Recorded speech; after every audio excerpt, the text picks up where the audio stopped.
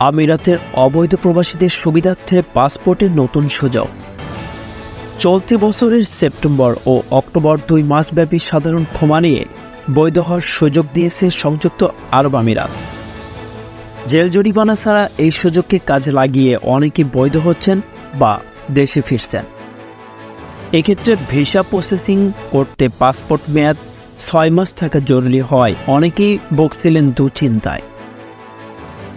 এবার সেই দুশ্চিন্তা অবসান ঘটিয়ে এই নিয়মের পরিবর্তন এনেছে আমিরাত সরকার। এটি আমিরাত প্রবাসীদের জন্য আরও একটি সুসংবাদ।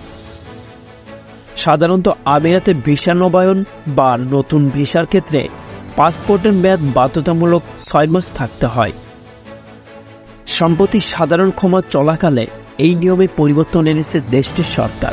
এখন থেকে সাধারণ ক্ষমা যারা পাবেন তাদের 6 মাসের পরিবর্তে পাসপোর্টের মেয়াদ 1 মাস থাকলেও ভিসা করার সুযোগ দেওয়া হবে।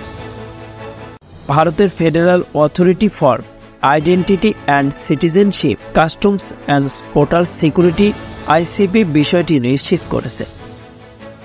মূলত সাধারণ ক্ষমা নিয়ে বৈধতা নিশ্চিত যেন আরও দ্রুত হয়, সেজন্য আমিরাত সরকার এমন সিদ্ধান্ত নিয়েছে বলে ধারণা করা হচ্ছে। এদিকে সাধারণ ক্ষমার আওতায় আসা প্রবাসীরা বৈধতা বা দেশে ফেরার সুযোগ পেলেও এখন পর্যন্ত নতুন ভিসার বিষয়ে কোনো তথ্য মেলেনি।